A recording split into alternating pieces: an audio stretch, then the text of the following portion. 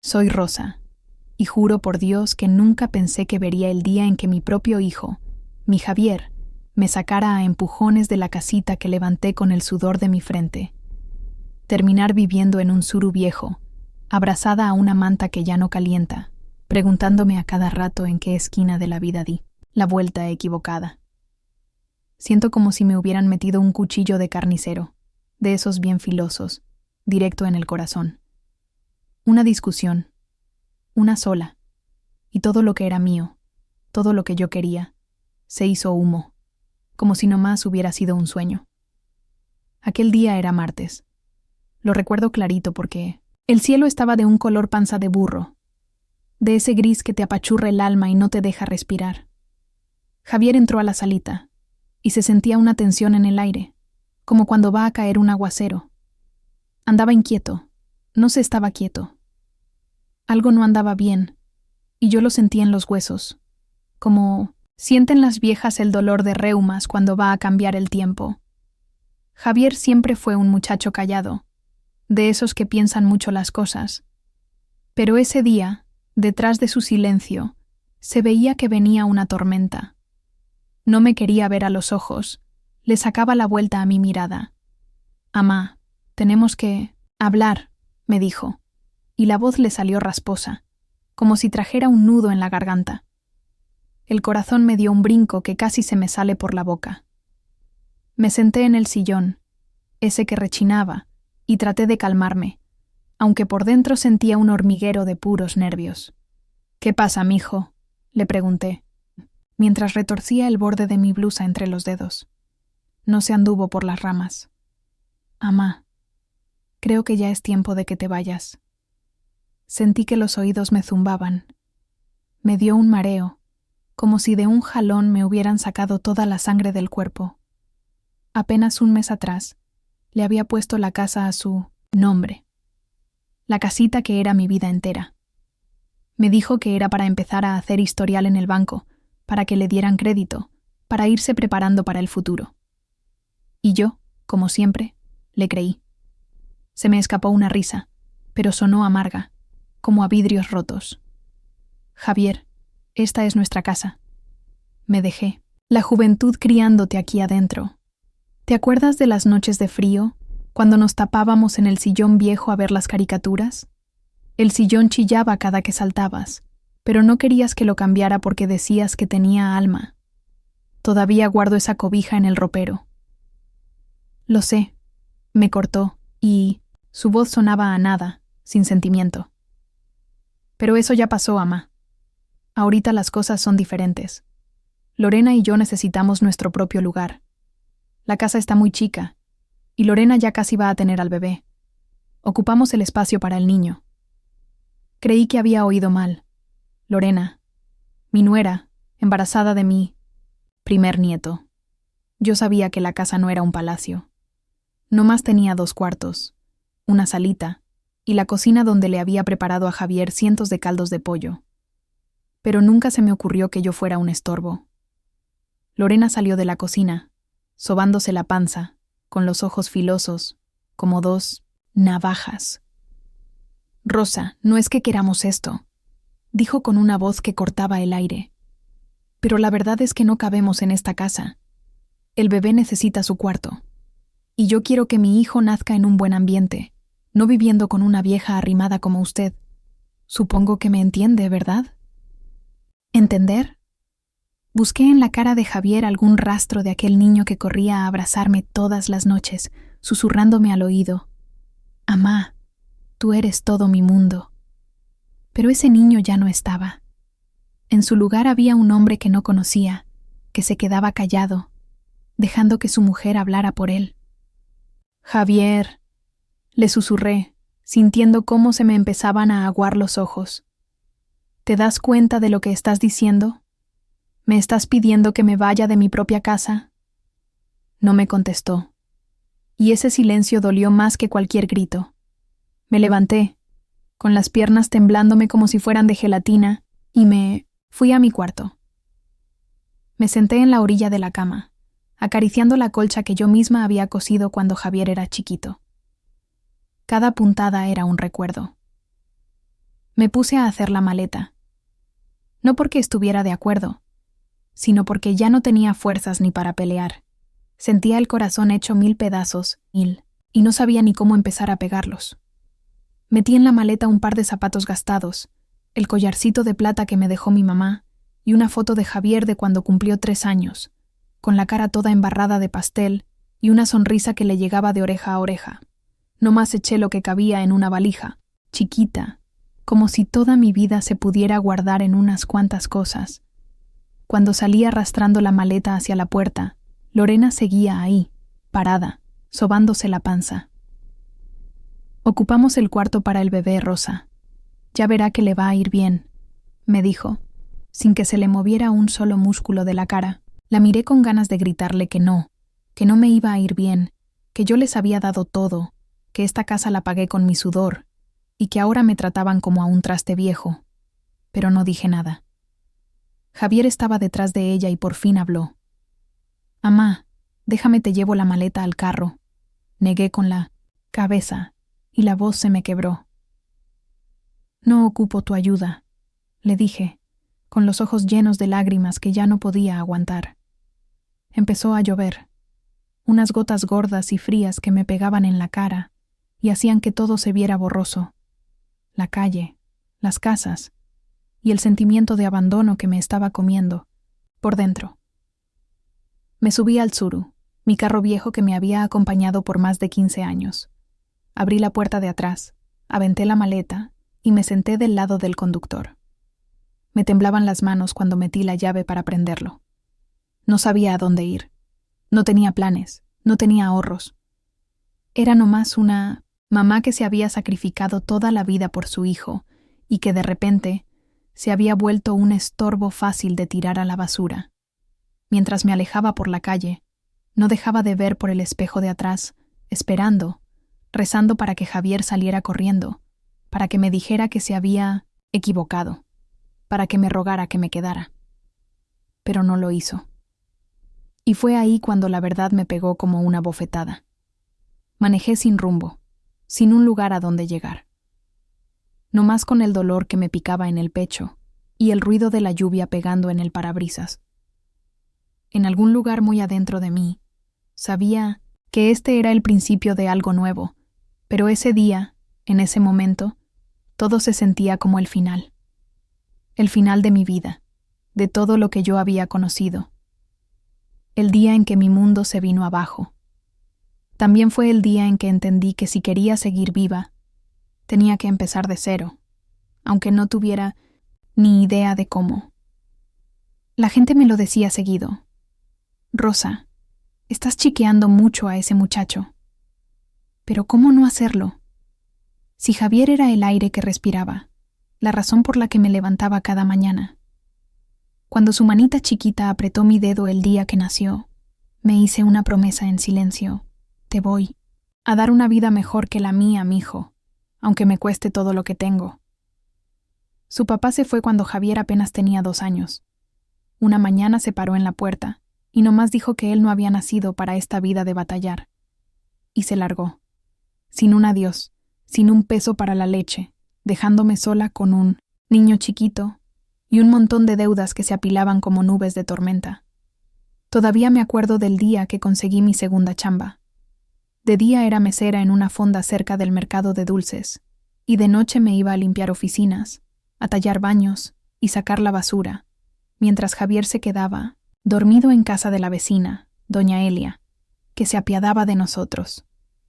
Regresaba a medianoche, abría la puerta despacito y me iba derechito al cuarto de mi hijo nomás para sentarme junto a su cama y verlo respirar.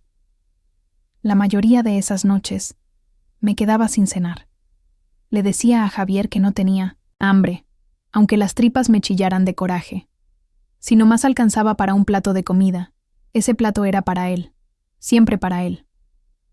Cuando Javier creció y empezó a preguntar por qué yo nunca me compraba nada, ni un rebozo nuevo, yo nomás le sonreía y le decía: «No ocupo mucho, mijo, nomás con que tú estés bien, yo estoy contenta». Y él me abrazaba con su sonrisa de oreja a oreja diciendo: «Amá, usted es la mejor del mundo». y con eso me bastaba para seguirle echando ganas. Pero ser mamá soltera nunca fue fácil. Hubo inviernos que calaban hasta los huesos, cuando el calentador se descomponía y yo tenía que envolver a Javier en 3 cobijas mientras me sentaba junto a la puerta, cuidando que no se metieran las ratas por las rendijas. Hubo cumpleaños en los que no juntaba ni para un regalo, así que le hacía un pastelito bien sencillo. Le ponía unas cuantas lunetas encima y le decía: «Este pastel es mágico, mijo.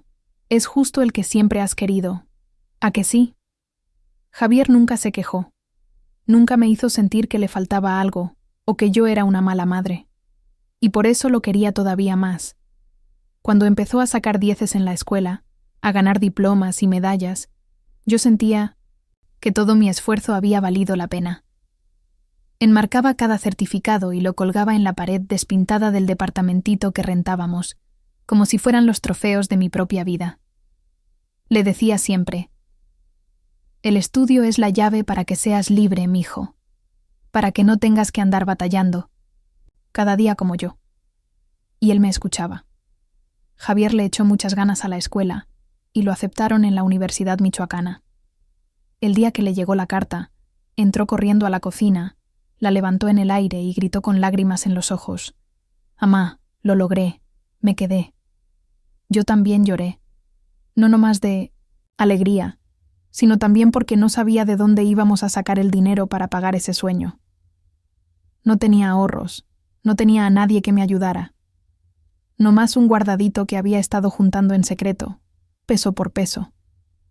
A lo mejor era para un cuartito para cuando estuviera vieja, o por si me enfermaba. Pero al ver a Javier tan lleno de fe y de esperanza, supe que no podía dudar. Saqué todo el dinero del banco, cada centavo. Él nunca lo supo. No quería que mi hijo cargara con el peso de mi sacrificio. Le inventé que le habían dado una beca que cubría casi todo, que unos parientes lejanos nos estaban ayudando con un poco. La verdad era que yo había vendido mi futuro entero para comprarle a él un boleto de salida. Con ese dinero, le compré una computadora usada y la mejor ropa que encontré en la paca. Al principio, hablábamos seguido. Me llamaba después de sus clases, me contaba de sus maestros, de sus amigos nuevos, de la comida de la cafetería. Yo me aferraba a cada una de sus palabras como si fueran de oro. Pero poco a poquito, las llamadas se fueron haciendo más cortas y luego más raras. Yo me decía a mí misma que era porque estaba ocupado, que así son los jóvenes, que se dejan llevar por su mundo nuevo. Pero aún así, cada domingo me quedaba esperando junto al teléfono, por si acaso se acordaba de mí. Cuando Javier se graduó de la universidad, sentí como si mi corazón hubiera llegado a la meta, después de una carrera que había durado casi 30 años. Aquel niño que se raspaba las rodillas por andar corriendo en la bicicleta, el que me esperaba en la puerta de la escuela con la mirada llena de ansias, ahora estaba ahí, con su toga y su birrete, parado con orgullo en medio del patio de la universidad, con una sonrisa que le iluminaba toda la cara. Aplaudí hasta que me dolieron las manos. Mis lágrimas cayeron desde que empezó la ceremonia hasta que terminó. No eran de tristeza, sino de pura emoción y a lo mejor también de cansancio, de sentir que por fin había terminado un viaje demasiado largo. Susurré palabras de agradecimiento a Diosito, a la vida, a mí misma por haber aguantado tanto. 2 semanas después, Javier regresó a la casa. Dijo que necesitaba un tiempo para acomodarse, para buscar una buena chamba y juntar algo de lana antes de irse a vivir solo. Yo no lo dudé ni un segundo. Le limpié su cuarto de cuando era niño. Le volví a comprar el cereal que le gustaba para desayunar. Le puse toallas nuevas y unas camisas bien dobladitas en el cajón. Como si Javier todavía fuera un niño de 6º año preparándose para su primer día de clases. «Estoy bien orgullosa de ti, Javier», le dije una noche, mientras estábamos sentados en los escalones de la entrada, viendo las luces de la ciudad parpadear a lo lejos. Él sonrió, y sus ojos brillaban con la luz del foco del porche. «No hubiera podido hacer nada sin usted, amá». Esas palabras me las guardé en el corazón. Y le creí. Un mes después de eso, Javier entró a la cocina. Se tallaba las manos, una contra la otra, y no me veía a los ojos. Era la misma cara que ponía de niño cuando iba a confesarme que había sacado una mala calificación. «Amá», empezó a decir, dudando. Estuve pensando, si pudiera poner la casa a mi nombre, no más por un tiempo. Es nomás un trámite. Lo necesito para empezar a hacer historial en el banco, para tener un buen antecedente financiero. Dijo que ya lo había consultado con un amigo que trabajaba en bienes raíces y que era una forma inteligente y segura de empezar. Me quedé helada. La casita era lo único que todavía estaba a mi nombre, el último pedacito que me quedaba de mi vida. Pero la manera en que me miró en ese momento, con esos ojos de súplica, no lo pensé mucho. Era Javier. Era mi hijo. Había confiado en él toda mi vida. ¿Por qué no ahora? «Está bien», le contesté, tratando de sonreír. «Si eso de verdad te va de ayudar, pues lo hacemos». Hicimos el cambio de papeles la siguiente semana. Cuando salimos del notario, me dio una palmadita en el hombro y sonrió. «Usted no se va a ir a ningún lado, amá. Esta va a seguir siendo su casa para siempre».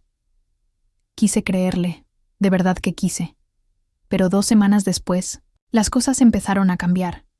No de golpe, no con gritos, no más pequeños detalles, pero de esos que duelen más que una cachetada. Javier ya no cenaba conmigo. Se la pasaba casi todo el tiempo en su cuarto o fuera de la casa. Le hablaba varias veces, lo invitaba a cenar, a ver una película, pero nomás me contestaba con monosílabos y luego se encerraba tras la puerta de madera, esa donde de chiquitos habíamos dibujado estrellas con un clavo.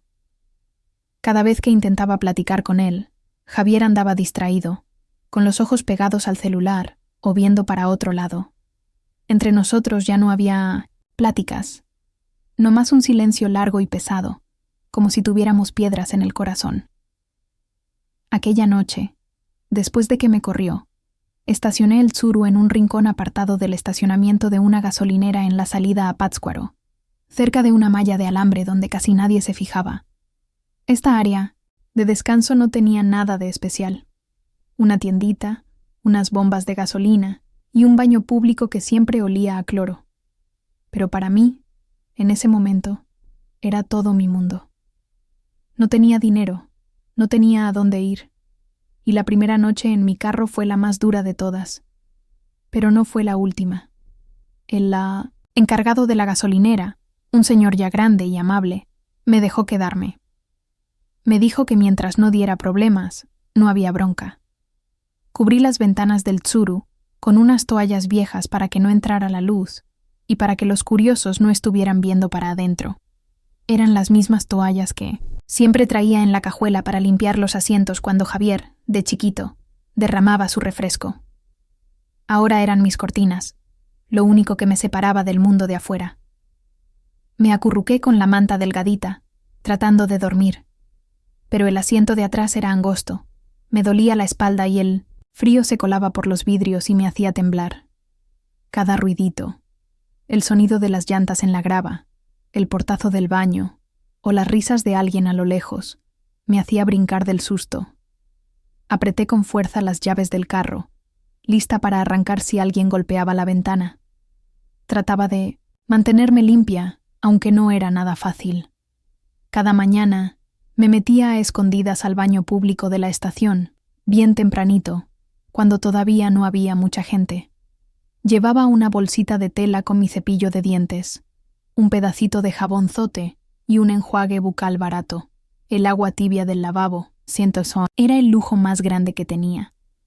Me paraba frente al espejo, me tallaba la cara, me desenredaba el pelo con un peine de plástico, tratando de parecer una persona normal. Pero cada vez que veía el espejo empañado, no reconocía a la mujer que me devolvía la mirada. Tenía los ojos hundidos, el pelo lleno de canas nuevas y la mirada vacía, como si hubiera perdido un pedazo del alma. «¿Quién eres, Rosa?», me susurraba a mí misma, y luego me daba la vuelta sin atreverme a mirarme por mucho tiempo. Lavaba mi ropa en ese mismo lavabo. Me quitaba la blusa, el pantalón, o a veces no más la ropa interior, y la tallaba con jabón debajo del chorro de agua, cuidando que nadie me viera. La exprimía con fuerza. La envolvía en una toalla para llevármela de regreso al carro, y luego la colgaba en la ventana de adentro para que se secara. No más tenía 3 cambios de ropa y los iba rotando, doblándolos con mucho cuidado para que nadie se diera cuenta de que usaba lo mismo una y otra vez. No quería que nadie supiera que no tenía casa. No quería ver miradas de lástima, o peor, de desprecio. Comer era otra batalla. Tenía una bolsa de tela con galletas saladas, unas latas de fruta en 1900 almíbar y un bote de cacahuates que había comprado en la tiendita. Comía de a poquito, masticando despacio para engañar al estómago, para hacerlo creer que estaba lleno. Escondía la bolsa debajo del asiento, con miedo de que alguien que se asomara al carro adivinara mi situación. Una vez, un hombre, se paró junto al carro, fumando un cigarro y viendo para adentro. Yo fingí que leía una revista vieja, con el corazón latiéndome a todo lo que daba, rezando para que se fuera. Cuando por fin se fue, suspiré de alivio, pero el sentimiento de vergüenza se quedó ahí, como un invitado que no se quiere ir. Evitaba pasar por los lugares que conocía. No me atrevía a manejar por mi antigua colonia, la Vasco de Quiroga, por miedo a que algún vecino o alguien de la iglesia me reconociera.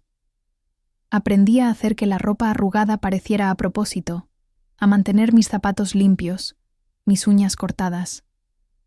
Me peinaba cada mañana, aunque no hubiera dormido nada. No iba a dejar que el mundo me viera como una indigente, aunque lo fuera. Seguía caminando con la cabeza en alto cuando entraba a una tienda. Seguía sonriéndole amablemente a la gente. Seguía diciendo «buenos días», como si nada malo pasara. La gente piensa que los que no tienen casa son sucios, flojos, que es un fracaso de la persona. Pero no es así. La falta de un hogar es silenciosa. Es sentarte sola en tu carro cuando sale el sol, peinarte en el espejo retrovisor y susurrarte a ti misma: «Ánimo, Rosa, no más un día más».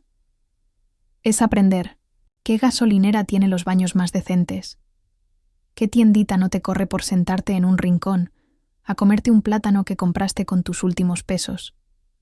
Es aguantar la respiración en lugares públicos, esperando que nadie se dé cuenta de que no te has bañado bien en días, y es luchar todos los días contra una vocecita en tu cabeza que te dice: «Mírate, mira nomás hasta dónde has caído». Pero yo me defendía de esa voz. Me recordaba a mí misma que todavía era la mujer que había criado a un hijo sola, que antes era la mujer que llevaba postres a las kermeses, la que siempre sonreía y le preguntaba a la gente cómo estaba. Ahora era una sombra, evitando las miradas, con el miedo de que alguien me preguntara: «Rosa, ¿qué te pasó?». No tenía una respuesta para eso. No quería admitir que lo había perdido todo, que estaba viviendo en un tsuru, como una persona invisible que nadie ve. Volvía al carro. Me sentaba en la oscuridad que me daban las toallas en las ventanas y me enfrentaba a la soledad. No es nomás un sentimiento de vacío. Es un dolor que cala, como si el mundo se hubiera olvidado de que existo. Cada noche, cuando todo afuera se quedaba en silencio, me enfrentaba a mí misma, a las preguntas que no tenían respuesta y a un dolor que no tenía nombre. Ya me había acostumbrado al frío que se colaba por los vidrios, al rechinido del asiento cada vez que me movía. Me subía la manta delgadita hasta la barbilla, pero no me calentaba nada. Esa noche, como todas las noches, estaba ahí acostada, con los ojos abiertos, viendo el techo del carro, los ruidos de afuera, un tráiler que pasaba, alguien tosiendo a lo lejos. Nomás me hacían sentir más chiquita, más sola. No podía dormir. No por lo duro del asiento o por el frío, sino por los pensamientos que me daban vueltas en la cabeza, como un disco rayado, que no dejaba de tocar la misma canción triste. Pensaba en Javier, mi hijo. El muchacho que había sido la luz de mi vida, ahora se había convertido en el hombre que me echó de la casa que yo misma construí. Me acordaba de los días en que sacrifiqué todo por él. Una vez, vendí mi anillo de bodas, lo último que me quedaba del hombre que nos había abandonado, nomás para comprarle a Javier unos zapatos de fútbol nuevos. Los necesitaba para jugar en el equipo de la escuela, y yo no quería que pasara vergüenza delante de sus amigos. Estaba en el monte, de piedad, con la mano temblorosa al entregarle el anillo al Señor, pero sonreí porque sabía que Javier iba a estar feliz. Esa noche, entró corriendo a la cocina, me abrazó con todas sus fuerzas y gritó: «Amá, usted es una superheroína». Yo me reí, aunque tenía el estómago vacío porque me había saltado la cena para juntar el dinero. Esos recuerdos ahora eran como cuchillos que me partían el corazón. Estaba acostada en el carro, y las lágrimas silenciosas me corrían por la cara, empapando el cuello de la chamarra que usaba como almohada. No lloraba fuerte. No me atrevía a que nadie me oyera, aunque no hubiera nadie cerca. Nomás dejaba que las lágrimas cayeran en silencio, así como estaba viviendo mi vida, en silencio, invisible, sin que nadie me viera. Me preguntaba por qué Javier había hecho eso, por qué Lorena, mi nuera, me miraba como si fuera una carga, un estorbo. ¿Qué? ¿Había hecho yo mal? Le había dado todo a Javier. Mi amor, mi tiempo, mis sueños. Y ahora, él y Lorena necesitaban espacio para su futuro hijo, y yo me había convertido en algo que sobraba. Trataba de encontrar una razón, una explicación, pero no la había. Me senté, me sequé las lágrimas con la manga de la chamarra, tratando de respirar hondo para calmarme en la oscuridad. Abrí mi cartera. Saqué una fotito chiquita de Javier que traía, de cuando tenía 6 años, vestido con un disfraz de superhéroe, sonriendo con todos sus dientes. Acaricié la foto con los dedos temblorosos. «Mijo, ¿qué? ¿Hice mal?», le susurré a la foto, como si él pudiera oírme. Pero nomás me contestó el silbido del viento que se colaba por una rendija de la ventana. Quise romper la foto. Quise olvidar el amor que alguna vez le había tenido, pero no pude. Guardé la foto otra vez en la cartera, la cerré y me volví a acostar, sintiendo que la tristeza me envolvía como una cobija pesada. Cerré los ojos, con las lágrimas todavía cayendo en silencio. No sabía qué iba a pasar mañana. No sabía cuánto tiempo más podría aguantar esta vida. Cada día era lo mismo. Peinarme, prepararme un café instantáneo, tratar de no venirme abajo y simplemente sobrevivir. Pero esa mañana, algo fue diferente. Una mujer se apareció junto a la ventana de mi carro, golpeando suavemente con los nudillos. Pegué un brinco, asustada, y levanté la vista para verla ahí parada. Lentamente, quité una de las toallas, entrecerrando los ojos para ver a través del vidrio. Era una mujer como de mi edad, con el pelo canoso recogido en una cola de caballo y una blusa empapada de sudor. Se veía agotada, recargada en la puerta del carro como si estuviera a punto de caerse. Tenía la cara roja y los labios secos y partidos. «Disculpe», dijo, con una voz débil. «Vengo caminando desde la carretera, pero el sol está muy fuerte. ¿Cree que pueda descansar aquí un ratito?» Dudé por un momento. No estaba acostumbrada a hablar con extraños. No quería que nadie supiera que estaba viviendo así, en mi carro. Pero al verla, no pude decirle que no. Había algo en su mirada, un cansancio profundo pero sin desesperación, que me hizo sentir que tenía que ayudarla. Abrí la puerta del carro, haciéndole una seña para que se sentara en el asiento del copiloto. «Siéntese aquí», le dije, y la voz me salió un poco temblorosa, porque hacía mucho tiempo que no hablaba con nadie. Busqué en la bolsa de tela que tenía debajo del asiento. Saqué una botella de agua a medio llenar y un paquete de galletas saladas. «Tome esto. Coma algo para que agarre fuerzas», le dije, entregándole la botella. Ella la tomó, le dio un trago largo y luego abrió el paquete de galletas, mordisqueándolas despacio. «Gracias», dijo, sonriendo débilmente. «Me llamo Marta. Se me descompuso el carro hace unos kilómetros. Tuve que caminar, pero no pensé que el sol fuera a pegar tan fuerte». Platicamos un rato, no de cosas profundas, no más de cosas del día a día. Marta me contó que vivía en un pueblito cercano, que le gustaba mucho la jardinería y que hoy iba a Morelia a comprar abono para sus plantas cuando su carro la dejó tirada.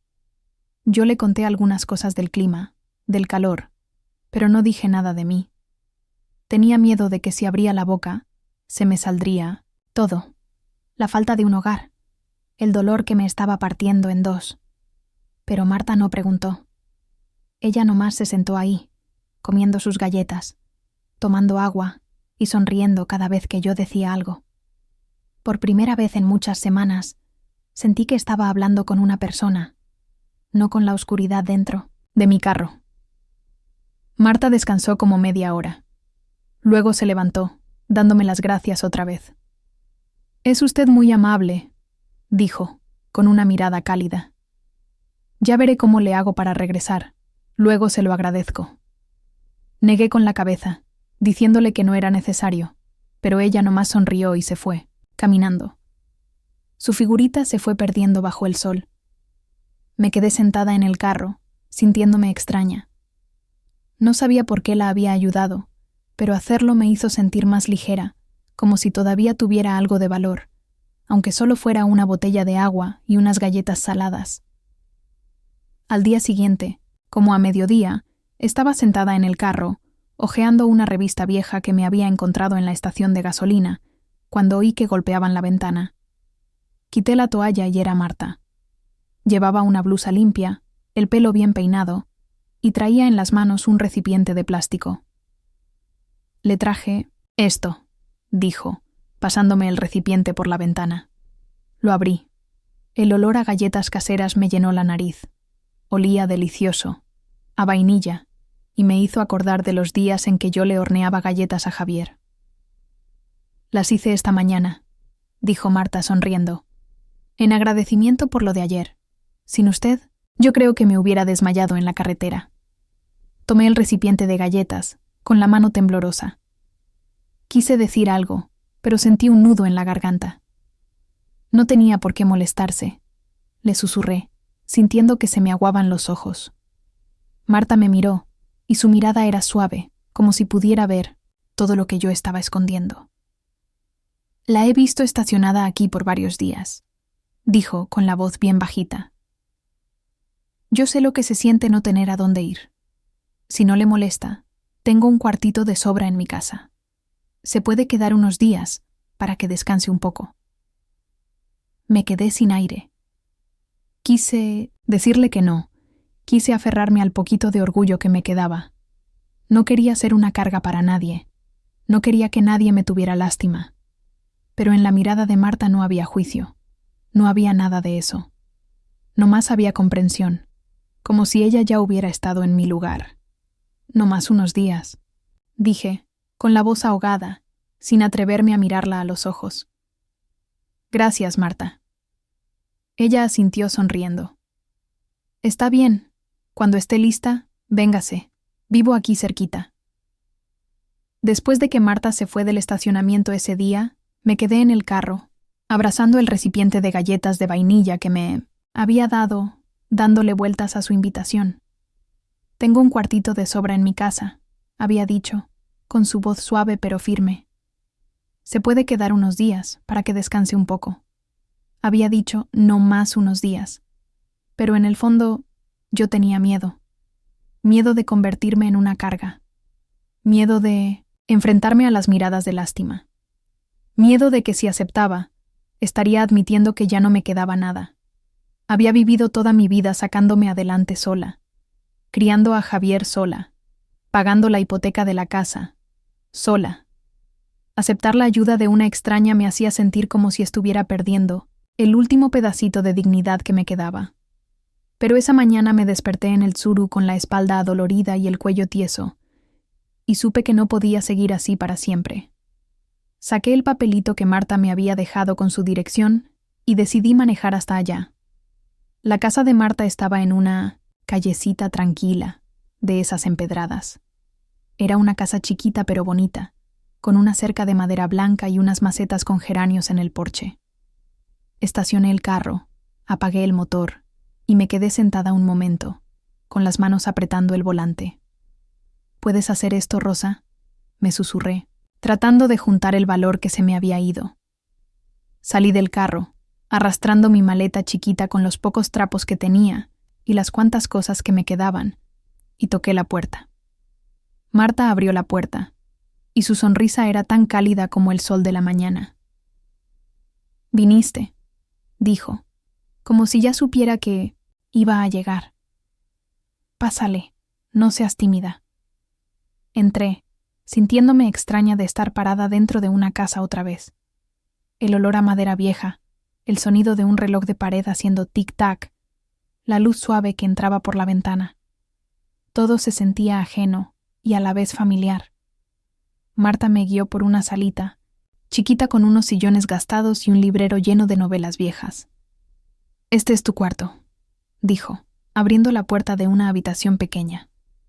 Adentro nomás había una cama individual con una colcha azul, una mesita de noche y una ventana que daba al jardín de atrás. «No es mucho lujo, pero está limpio», dijo Marta sonriendo. «Es nomás por unas noches para que agarres fuerzas». Dejé mi maleta en el suelo, con las manos todavía temblorosas. «Gracias, Marta», le dije con la voz ahogada. «Yo no sé cómo pagarte esto». Marta negó con la cabeza, poniendo su mano en mi hombro. «No tienes nada que agradecerme. Yo ya estuve en tu lugar, Rosa. Después de que me divorcié, perdí mi casa, lo perdí todo. Dormí en mi carro por 3 meses, pensando que nunca iba a salir de esa. Pero salí, gracias a gente buena que me ayudó. Ahora me toca a mí ayudarte a ti». Sus palabras me dejaron helada. Marta, con su sonrisa suave y su mirada cálida, había vivido en la calle. La miré, tratando de imaginármela acurrucada en un carro, asustada y sola, como yo. «No tienes por qué sentir vergüenza», dijo Marta, como si pudiera leerme los pensamientos. «La vida a veces te tira, pero eso no es lo que te define. Lo que te define es si te vuelves a levantar. Ahora estás aquí. Descansa. Y luego, juntas vamos a encontrar la manera de seguir adelante». Me dio una palmadita en el hombro y luego me dejó sola en el cuarto. Me senté en la cama, acariciando la colcha suave. No era de seda ni nada lujoso, pero estaba calientita, estaba limpia, y por primera vez en muchas semanas me sentí segura. Abrí mi maleta, saqué el collarcito de plata de mi mamá y lo puse sobre la mesita de noche. No sé por qué, pero hacer eso me hizo sentir como si todavía tuviera una parte de mí misma, como si no lo hubiera perdido todo. Me acosté en la cama, escuchando el canto de los pajaritos afuera de la ventana, y sentí un calorcito que se me extendía por el pecho. No era por el cuarto, ni por la cama. Era por Marta. No nomás me había dado un lugar donde quedarme, me había dado esperanza, algo que yo pensé que ya había perdido para siempre. Esa noche, Marta me trajo una taza de té de manzanilla caliente y la dejó en la mesita. «Descansa», dijo con su voz suave. «Mañana platicamos más». Se fue, cerrando la puerta despacito. Le di un sorbo al té, sintiendo el calor bajar por mi garganta. Miré alrededor del cuartito, la luz del foquito de la mesa brillando en la pared, y lloré. No de tristeza, sino porque me di cuenta de que ya no estaba sola. Marta me había visto no como una indigente, sino como una persona. Y en ese momento sentí que podía empezar de nuevo, aunque fuera nomás un pasito chiquito. Me acosté, me tapé con la colcha, y por primera vez en muchas semanas dormí sin miedo. No sabía qué iba a traer el mañana, pero sabía que ya no tenía que enfrentarlo sola. Marta había abierto una puerta, no solo la de su casa, sino la de un rayito de luz que yo pensé que se había apagado para siempre. Cada mañana me despertaba en el cuartito de la casa de Marta. El calor de la cobija se sentía como un abrazo, un descanso de la dura realidad que me esperaba afuera. Mi vida, poquito a poquito, comenzó a reconstruirse, pedacito por pedacito. Pero había algo que todavía me atormentaba día y noche. Javier. No podía dejar de pensar en él, en el tono de su voz el día que me dijo que me fuera, en la forma en que me miró con esos ojos fríos, de extraño. Mi hijo, el niño por el que había sacrificado todo, me había echado a la calle sin pensarlo 2 veces. ¿Cómo habíamos llegado a esto? ¿Cómo el amor tan grande que yo le tenía se había convertido en tanta frialdad de su parte? Marta me había dado un espacio para sanar, pero ni toda su bondad podía llenar el hueco que Javier había dejado en mi corazón. Quería respuestas, pero sabía que a lo mejor nunca las iba a tener. No podía, no más dejarlo pasar, no después de todo lo que habíamos vivido. Pero la realidad era que Javier ya no me quería en su vida. Y así, empecé a escribir. Le escribí docenas de cartas. Nunca pensé en mandárselas. ¿Cómo podría? Estaban llenas de cosas que no estaba segura de poder decirle en su cara. Algunas cartas estaban llenas de coraje, de dolor y de confusión. ¿Por qué me hiciste esto, Javier? Después de todo lo que sacrifiqué por ti, escribí esas palabras no una, sino muchas veces. Y cada vez sentía el peso de ellas aplastándome como una piedra. No era su culpa, no del todo. Yo sabía. Estaba enojada, sí, pero no estaba segura de qué lo había llevado a alejarme por completo. Otras cartas estaban llenas de pura tristeza. Te extraño mucho, Javier. Extraño al niño que eras, el que me llamaba de la escuela nomás para decirme que me quería. ¿Qué le pasó a ese niño? Podía sentir el dolor picándome en el pecho cada vez que escribía esas palabras. Las lágrimas amenazaban con salir, pero nunca llegaban a mojar el papel. Quería aferrarme a él. Quería encontrar al hombre que había sido, pero sabía que era imposible. Algo se había roto entre nosotros y yo no podía arreglarlo. Y, luego, estaban las cartas llenas de amor. Las cartas que salían de mí cuando bajaba la guardia y me acordaba del lazo que alguna vez tuvimos. Te perdono, Javier. Siempre lo haré. Eres mi hijo y siempre te voy a querer, pase lo que pase. Esas eran las cartas más difíciles de escribir, las más difíciles de admitir. Que todavía era capaz de querer a alguien que me había lastimado tan profundamente. Pero no podía evitarlo. Lo había querido desde el día en que nació. El amor de una madre no se apaga nomás porque sus hijos le dan la espalda. Escribía y escribía, la tinta llenando el papel, con todas las palabras que había guardado dentro de mí. Algunos días me sentaba en la salita de Marta, con las manos temblorosas, mientras vaciaba mi corazón en las hojas. Otras veces, escribía en la noche, mucho después de que Marta se había ido a dormir, y dejaba que el silencio de la casa me envolviera mientras las palabras fluían. A través de todo esto, me di cuenta de algo importante. El cerrar un ciclo no siempre viene de la otra persona. Había pasado tanto tiempo esperando que Javier se disculpara, que regresara y me dijera que lo sentía por el dolor que me había causado. Pero eso no iba a pasar, no ahora, no pronto. Y a lo mejor, ni siquiera se trataba de eso. A lo mejor el cierre no era algo que iba a venir de Javier. A lo mejor tenía que venir de mí. Así que seguí escribiendo. Y mientras más escribía, más empezaba a sentir que el peso de mi coraje y mi tristeza se iba levantando. No hacía que las cosas estuvieran bien.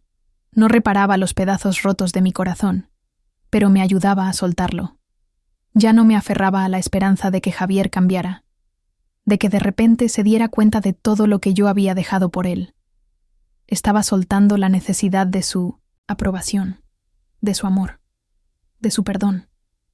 Estaba aprendiendo a perdonarme a mí misma por pensar que él me debía algo. Finalmente, un día, dejé la pluma. Ya no sentí que necesitaba escribir más. Había dicho todo lo que tenía que decir. Las cartas, aunque nunca fueran enviadas, habían cumplido su propósito. Por primera vez en mucho tiempo, sentí una sensación de paz que me envolvía. No era una paz perfecta. No borraba el dolor de haber perdido a mi hijo, pero era un tipo de paz que había estado buscando por meses. Había renunciado a la necesidad de la aprobación de Javier. Había liberado mi corazón en esas cartas y, de alguna manera, eso había hecho que el dolor fuera soportable. Doblé las cartas una por una y las metí en una caja de zapatos vieja que puse en la parte de atrás del ropero. Nunca las mandaría. Algunas de las palabras eran demasiado crudas, demasiado dolorosas para compartirlas, pero eran mías, y en ese momento eso era suficiente. El cierre que había estado buscando no estaba en las manos de Javier. Había estado dentro de mí todo el tiempo.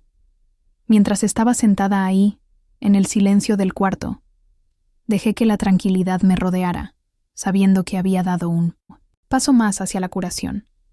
No fue fácil, no fue perfecto, pero fue mío. Y eso era suficiente por ahora. Una mañana, mientras tomábamos café en la cocina, Marta me pasó un folleto del centro comunitario. «Tienen clases de repostería gratis», me dijo, con los ojos brillándole. «A ti te gustan las galletas, ¿verdad? ¿Por qué no lo intentas? A lo mejor encuentras un poco de alegría». Miré el folleto. La foto de unas galletas doraditas me hizo recordar los días en que le horneaba a Javier. Pero negué con la cabeza, sonriendo con tristeza. «Ay, Marta, ya estoy muy vieja para eso. ¿Quién se pone a aprender un oficio nuevo a esta edad?» Ella nomás sonrió, poniéndome el folleto en la mano.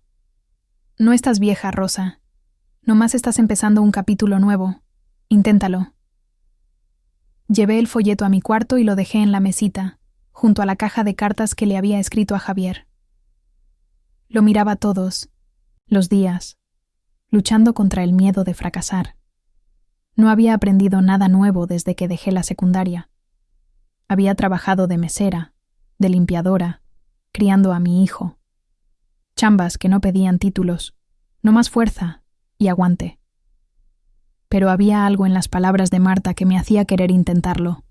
Me inscribí en la clase, con el corazón latiéndome fuerte mientras escribía mi nombre en el formulario. «No más es repostería, Rosa», me decía a mí misma. «Tú puedes». El primer día de clase me sentí rara, parada torpemente entre gente que no conocía. Unas muchachas jóvenes, otras señoras de mi edad, y hasta un viejito al que le encantaba contar chistes. La maestra, una mujer alegre llamada Doña Carmen, nos enseñó a amasar la masa para las galletas. Amasé con las manos torpes, la masa se me pegaba en los dedos. Pero cuando apreté el cortador, dándole forma a las galletitas, sentí una alegría extraña. El olor a harina, la sensación suave de la masa bajo mis manos, las risas de todos en la clase. Todo eso me hizo sentir viva. Cuando sonó el timbre del horno, saqué la charola. Las galletas estaban doraditas y olían delicioso. Doña Carmen probó una, asintiendo con la cabeza. «Deliciosas. Rosa, tienes talento». Me reí, con la cara roja, como si acabara de sacar un 10 en la escuela. La clase se convirtió en lo mejor de mi semana. Cada martes iba al centro comunitario, con el delantal que Marta me había prestado, y aprendía a hacer galletas de chispas de chocolate, de jengibre. Hasta intenté decorarlas con betún.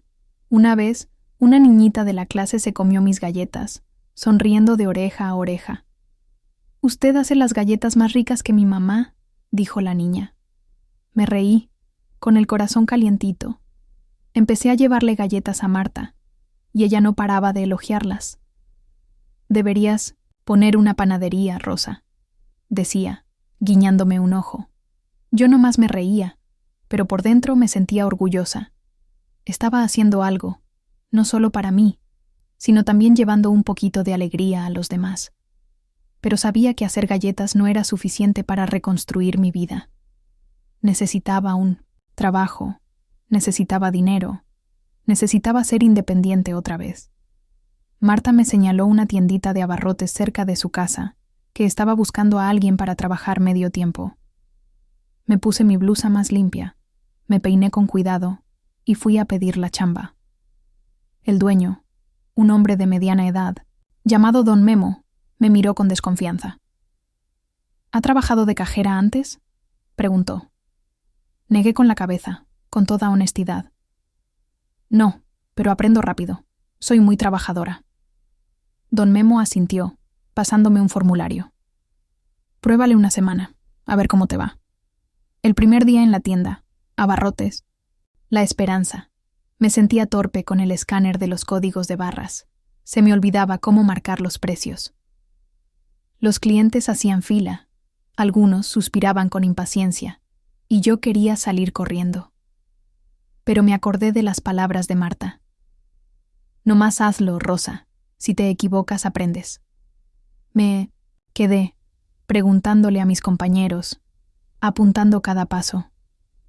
Al final de la semana, ya estaba escaneando los productos más rápido, sonriéndole a los clientes. Hasta me acordaba de los nombres de algunos de los que iban seguido. Don Memo asintió diciendo, «Lo estás haciendo bien.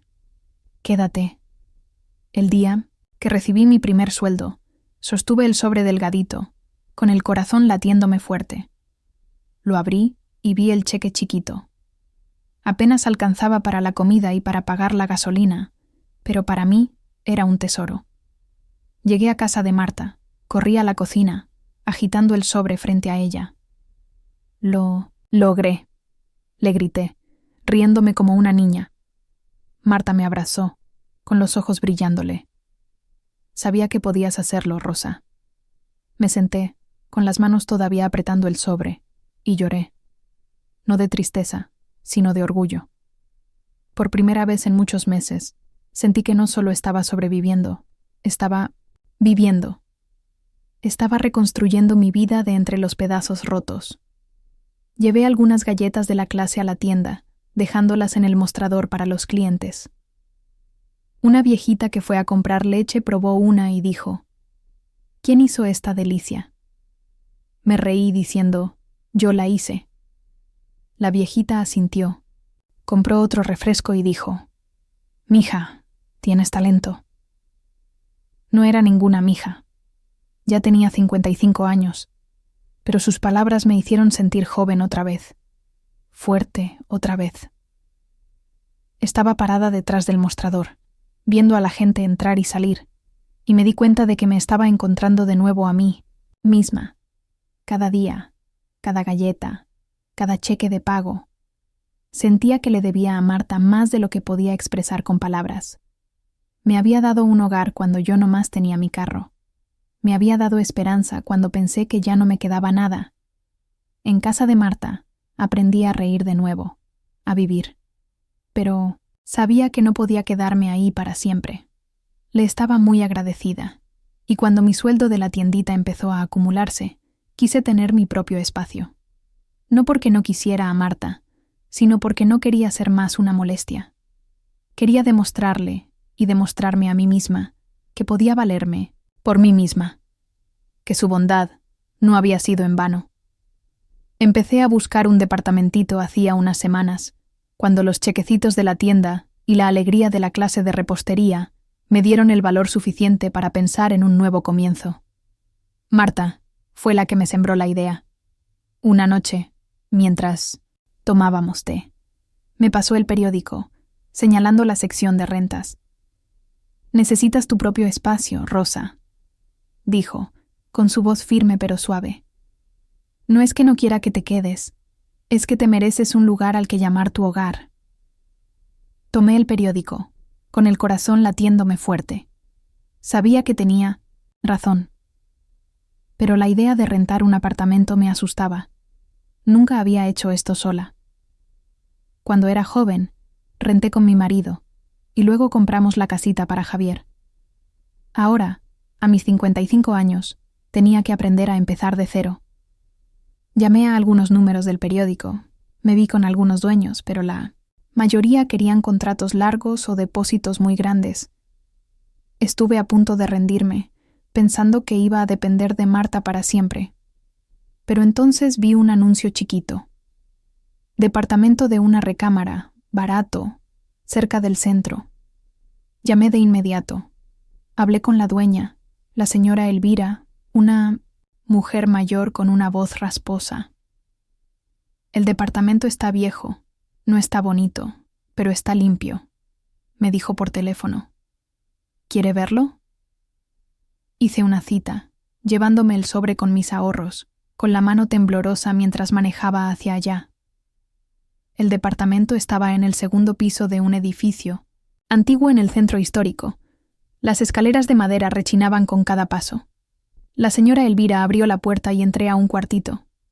Las paredes pintadas de blanco, con la pintura ya descascarada en algunos lugares, el piso de madera rayado. Olía a pintura vieja y a polvo. La ventana daba a un callejón y la cocinita en una esquina tenía una llave que goteaba. No es un palacio, dijo la señora Elvira, cruzándose de brazos. Pero la renta es baja y no hago muchas preguntas. Di una vuelta. Toqué el marco de la ventana, sintiendo el sol que entraba por el vidrio. No era bonito. No era la casa que había soñado. Pero sentí que era mío. Le di a la señora Elvira el depósito y firmé el contrato con la mano temblorosa. Me entregó la llave, una llavecita de plata, fría en mi mano. «Felicidades», dijo, con su voz sin emoción. Y luego se fue. Me quedé ahí, parada sola, con la llave apretada en la mano, escuchando cómo se cerraba la puerta. Caminé hasta el centro del cuarto, mirando a mi alrededor. No había mesa, no había sillas, nomás unas cajas con las pocas cosas que había traído de casa de Marta. Y entonces lloré, no de tristeza, sino porque lo había logrado. Yo, Rosa, la que pensaba que nunca saldría de los días oscuros, ahora estaba aquí, en mi propio departamento. Me senté en el suelo, recargando la espalda en la pared, acariciando la llave. «Este es mi hogar», susurré, con la voz ahogada. La palabra hogar sonaba extraña, pero poderosa. No era el Tsuru frío. No, era el cuarto temporal de Marta. Era mi hogar. Pensé en los días en que creí que me iba a derrumbar, cuando nomás tenía unos cuantos trapos y el corazón roto. Pero lo había superado, pasito a pasito. Y ahora estaba aquí, con una nueva oportunidad. Abrí las cajas, saqué algunas cosas. El collar de plata de mi mamá, un marquito de fotos sin foto y una charola con galletas que había hecho en la clase. Puse el collar en el borde de la ventana, el marco en el suelo y la charola de galletas en la barrita de la cocina. No tenía mucho, pero estas cosas eran mías y hacían que el cuarto se sintiera menos vacío. Me levanté, abrí la ventana, dejando que entrara el aire fresco. Respiré hondo, sintiendo que se me aliviaba el pecho, como si me hubiera quitado un peso invisible. Esa noche volví a casa de Marta a darle las gracias y a recoger el resto de mis cosas. Me abrazó, con los ojos brillando. «Lo lograste, Rosa», dijo pasándome una cobija vieja. «Llévate esta, para que te tapes». Me reí, abrazándola fuerte. «Gracias, Marta. Si no fuera por ti, no sé dónde estaría». Ella negó con la cabeza diciendo: «Tú lo hiciste sola. Yo nomás te di un empujoncito». Regresé a mi departamento, extendí la cobija sobre un colchón viejo que la señora Elvira había dejado y me acosté. El ruido del tráfico de la calle llegaba hasta mí, pero no tenía miedo. Me sentía segura. No porque el departamento fuera seguro, sino porque sabía que yo misma me había salvado. Miré al techo, la luz de un farol entrando por la ventana. No sabía qué traería el mañana, pero sabía que tenía un lugar al que llamar hogar. Había superado los días oscuros. Y aunque este departamento era viejo, aunque la vida por delante fuera difícil, Estaba orgullosa. Había reconstruido mi vida de los pedazos, rotos. Gracias a Marta. Gracias a mí misma. Pero Javier, el hijo que había sido mi mundo, el que me había destrozado, seguía siendo una herida sin cerrar. Pensé que ya había aprendido a vivir sin él. Pero cuando sonó el teléfono y su nombre apareció en la pantalla, supe que no estaba preparada. Me senté en la silla de la cocina, con el teléfono en la mano, mi pulgar flotando sobre el botón de contestar. Quería apagarlo, fingir que no existía. Pero algo dentro de mí, a lo mejor ese amor de madre que nunca se apaga, me hizo apretar el botón. «Bueno», dije, con la voz seca y el corazón latiéndome a todo lo que daba. «Amá». La voz de Javier sonó temblorosa, no como la del hombre frío que me había corrido. «Amá, me equivoqué. Fui un egoísta. Lorena y yo nos peleamos. Se fue. Yo no sabía lo que estaba haciendo cuando te corrí». Me quedé en silencio, dejando que sus palabras se asentaran. Había esperado este momento en las cartas que escribí, pero escucharlo de verdad era diferente. Me dolía, pero también me confundía. «Amá», continuó, con la voz ahogada. «Lo siento. No merezco que me perdones, pero quiero arreglar las cosas». Cerré los ojos, apretando el teléfono. Quería gritar, preguntarle por qué había dejado que Lorena dijera esas palabras que me hicieron sentir que no valía nada. ¿Por qué la había elegido a ella en lugar de a mí? Pero también escuché la sinceridad en su voz. El arrepentimiento que nunca pensé que sentiría. «Javier», dije con la voz temblorosa, «necesito verte. Tenemos que hablar en persona». Aceptó de inmediato, con la voz aliviada, como si temiera que me negara. Nos vimos en un cafecito cerca de mi departamento. Llegué temprano, con mi blusa más limpia, el pelo recogido y una taza de café en la mano para que no se me notara el temblor. Cuando Javier entró, se me cortó la respiración. Se veía diferente, más flaco, con los ojos hundidos, los hombros caídos, como si llevara un peso encima. Se sentó frente a mí, mirándome con una mezcla de ansiedad y esperanza. «Amá», empezó a decir, pero levanté la mano.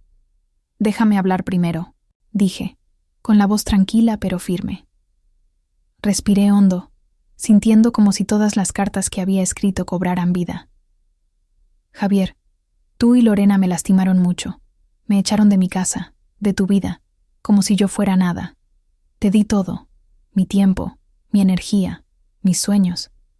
Y Lorena dijo que la casa era chica, que necesitaban espacio. Pero lo que más me dolió fue tu silencio, que la dejaras hablar por ti. Me sentí inútil, como si todos mis sacrificios no hubieran valido nada». Javier bajó la cabeza, con los ojos rojos. Vi que quería hablar, pero continué. «No te digo esto para hacerte sentir culpable. Te lo digo porque necesito que lo entiendas. He reconstruido mi vida pedacito por pedacito y estoy orgullosa. Pero la herida que me dejaste sigue ahí. No sé si pueda volver a confiar en ti». Me detuve, con la garganta cerrada, pero no lloré. Ya había llorado suficiente. Javier me miró, con las lágrimas corriéndole por la cara. «Amá», dijo, con la voz quebrada. No sabía lo estúpido que estaba haciendo. Lorena quería el espacio, y yo pensé que era lo correcto, pero me equivoqué. La perdí a ella, y lo más importante, te perdí a ti. Lo siento, Amá. Quiero arreglar las cosas, aunque sea de a poquito».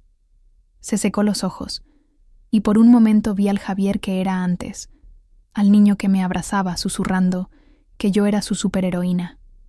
Guardé silencio, dejando que sus palabras se asentaran. Ya no sentía coraje, pero tampoco sentía que todo estuviera arreglado. «Javier», dije, despacio.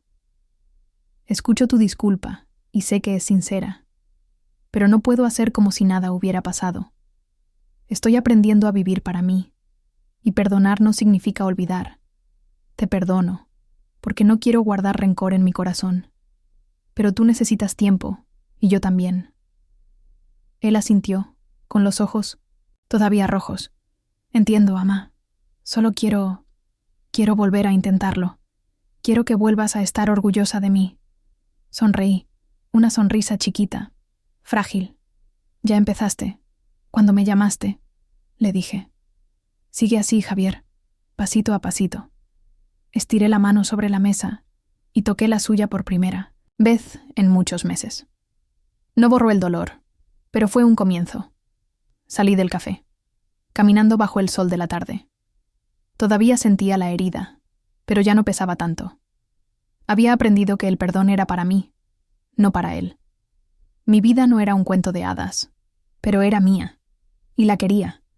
Empecé a dar clases de repostería en el centro comunitario como un año después de mudarme a mi departamento. Al principio, nomás iba a ayudar, pero cuando vi llegar a mujeres jóvenes y mayores con los ojos llenos de miedo y de esperanza, supe que tenía que quedarme. Eran como yo había sido, sin hogar, sin familia, sin fe. Les enseñé a amasar la masa, a mezclar el azúcar, a hornear galletas doraditas, pero más que eso, les contaba mi historia. Yo dormía en mi carro, les decía. Pensaba que no valía nada, pero me levanté, y ustedes también pueden. Me escuchaban, algunas llorando, otras riendo. Y cuando sacaban la charola de galletas del horno, veía sus ojos iluminarse, como la luz que yo encontré cuando Marta me dio esas galletas aquel día.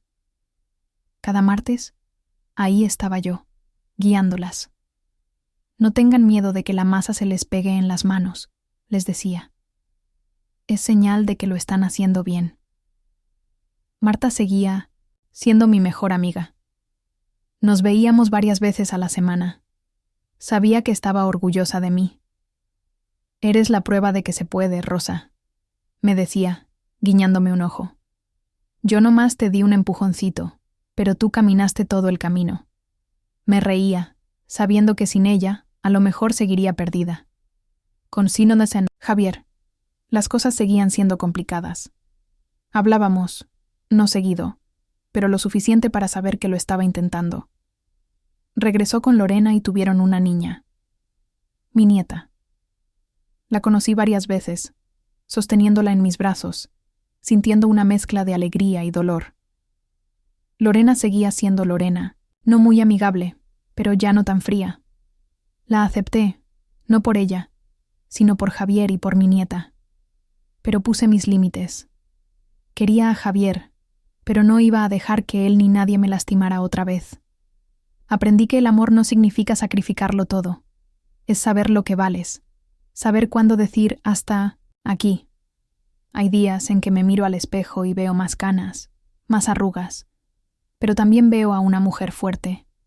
Veo a Rosa, la que se levantó. Veo a una persona que sabe llorar, reír y querer sin perderse a sí misma. Las cicatrices siguen ahí. El dolor que me causó Javier, las noches de soledad. Pero ya no duelen. Son las marcas del viaje, que me recuerdan lo lejos que he llegado. Estoy en mi cocina, horneando galletas para la clase. El olor a vainilla llena el departamento. Pienso en las cartas que le escribí a Javier, las que siguen en la caja de zapatos. Ya no necesito abrirlas. He dicho todo lo que tenía que decir, no a él, sino a mí misma. Me he perdonado, no solo a él, sino a mí. Soy suficiente. Y ese es el regalo más grande que me he dado.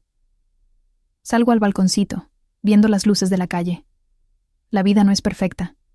El departamento sigue siendo viejo. El dinero sigue siendo poco. Y todavía tengo días tristes. Pero me tengo a mí, a Rosa, la que se reencontró. Tengo a Marta. Tengo la clase. Tengo las sonrisas de mis alumnas y tengo esperanza. Esa lucecita que pensé que se había apagado, pero que ahora brilla fuerte en mi corazón. Respiro hondo, sonrío y susurro. Lo lograste. Rosa. Y sé que seguiré lográndolo cada día hasta el final del camino.